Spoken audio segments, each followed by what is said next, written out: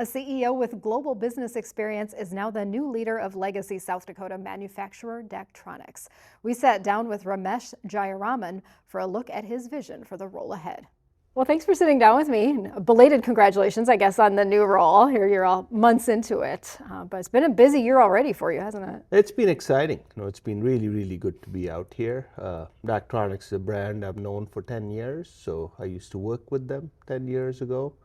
Came from the audio side of the world and the video side, so we came together to give customer experiences, so it's just an honor to be out here. Well, your background is fascinating to me. Talk about a global perspective that you bring to this role. We could spend a long time talking about just that, but give me the snapshot of where you're from originally and how'd you end up here? Yeah, born in India, lived in just very different parts of the world. My dad was in manufacturing, so we got to travel the entire world on where he went to set up a factory. Came to business school to the U.S. And ended up working in U.S. corporations for a very long time. That took us both here and across the world. And my last role was in Minneapolis area. I ran a global business out of the Minneapolis area, and the opportunity for Daktronics came up, and it's just been a dream come true. What was it that appealed to you? One, I think Daktronics is just known for its quality, reliability, what it does.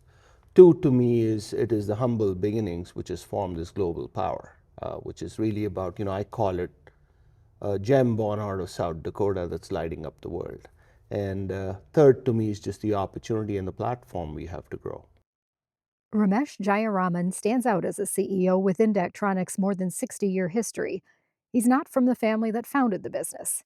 He didn't rise up through the ranks, but it gives him an outsider's perspective. He says starts with doing a lot of listening. First of all, the family's been great. I think I have a founders council with all the past CEOs, so I actually meet all of them every quarter to get their guidance and advice as I also build myself and build the company. Two, I think just the warmth of the people here has just been absolutely phenomenal. And third is, coming from the outside in, it's about perspectives on where we can take this company. So one of the words I typically use is think without a box. And I think the global perspectives of what I've seen and what we kind of bring to Daktronics and where we need to go is really about thinking without a box and how can we build this business further. When you look at the job ahead, is this a turnaround story? Is this a transformational story? What kind of story is this that's unfolding? I don't think it's a turnaround or a transformation. I think it's one of immense growth. It's one of us basically building into capabilities in new areas we want to grow. And really, the business has been on a good path. In the last 3 years, we're in a very strong path of growth, profitability, where we are headed. And this is about acceleration and amplification, both of the business, but also the talent, and kind of grow them. That excites me. This year has brought the Daktronics name into venues for some big names. There are major upgrades at Yankee Stadium, including the main center field board and ribbon boards. There are new enhanced LED displays for Wrigley Field in Chicago. In Phoenix, Arizona's largest video display will serve fans at Chase Field, home of the Arizona Diamondbacks. Altogether, Daktronics has integrated LED super systems in more than half of all professional sports facilities in the United States and Canada, as well as more than 70% of college facilities. There's also significant growth in transportation projects, including a major upgrade at Los Angeles International Airport. I always say, look up and you'll see Daktronics. That's the word I use. Yeah. So if you go to a sports stadium, and as you said, big sports people know us. But it's interesting, when you drove down from Sioux Falls here, the highway that you went in, the speed signs, the transportation signs are ours. The high school that you went to, or children or people around here go to, that's Daktronics. When you start looking at the airports, Sioux Falls Airport, any big airports, the wayfinding, the stuff on the outside is ours. When you start going down the highway and start looking at the advertising, the digital advertising and the signs, we play a big key part in it.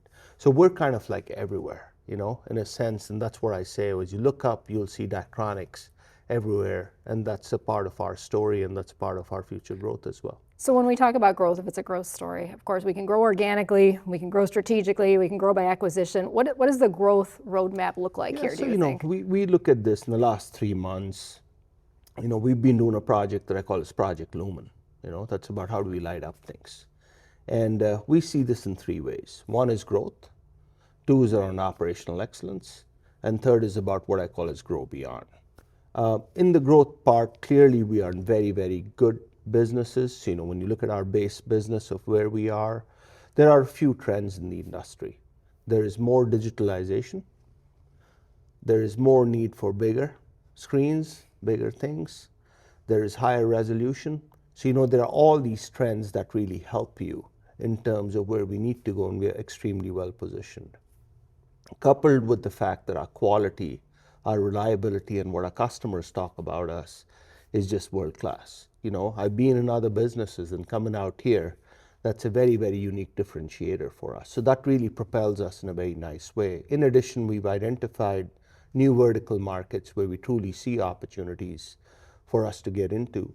And software and services will create a very big part, because for us it's about the display, but it's about the experiences. It's about what we can go build. And that's an important element on where we want to take this to. Now we're going to couple that with operational excellence, because also as you see the competition from a global basis, it's primarily China, right? And they are known for what they do. But reality is, given us being an American company, a deep-rooted company, we have to be up in the front. And that for us is our manufacturing network optimization. That for us is our automation.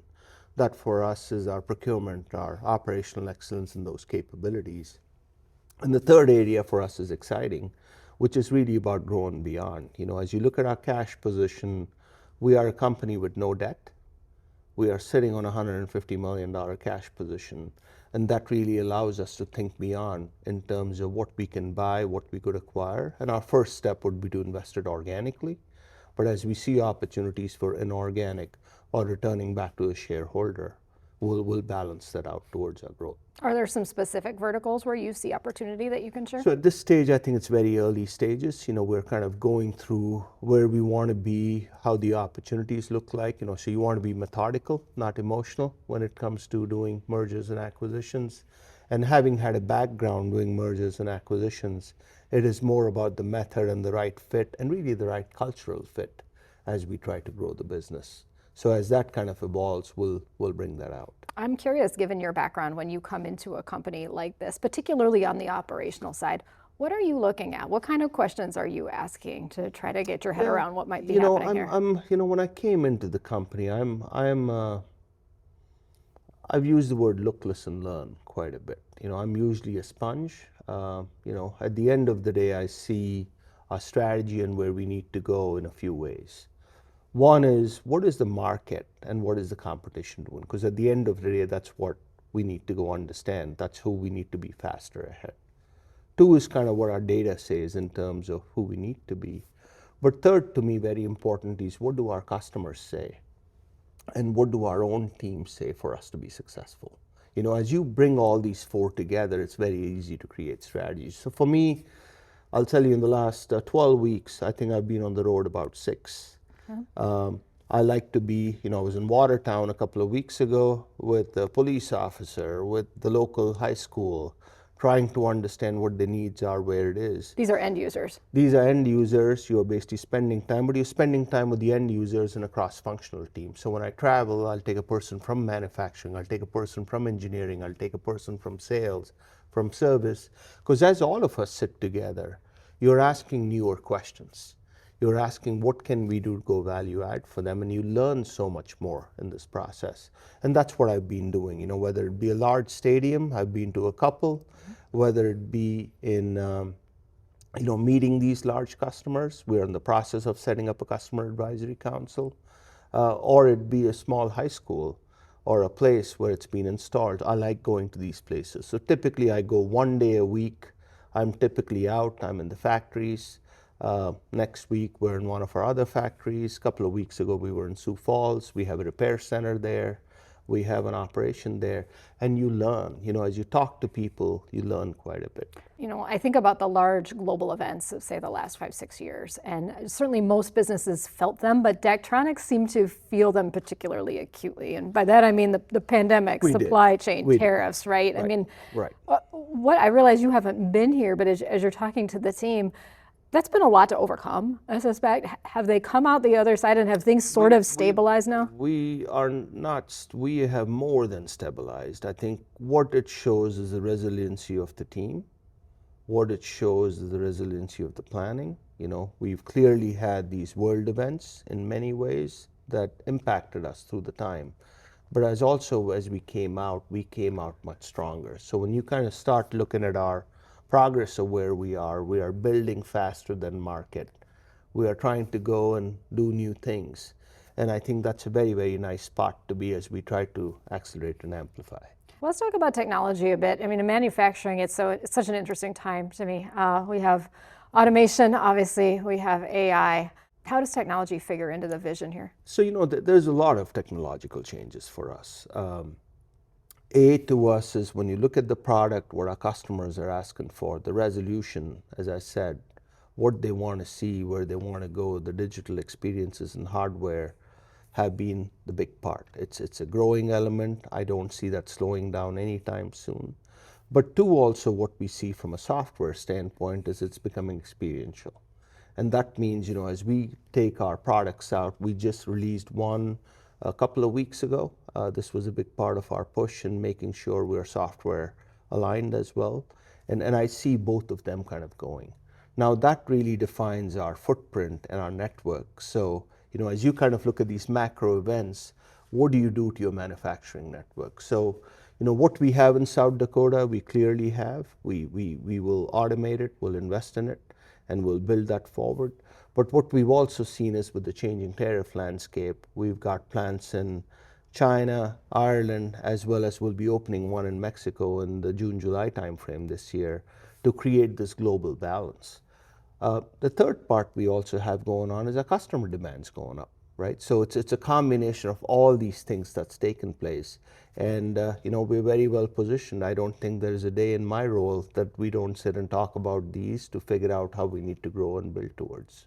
What does that ultimately look like in terms of workforce? Do you see adding here in Brookings? Do you see adding in Sioux Falls? So what we see is, South Dakota is always going to be critical for us in terms of who we are. Our engineering centers are based here.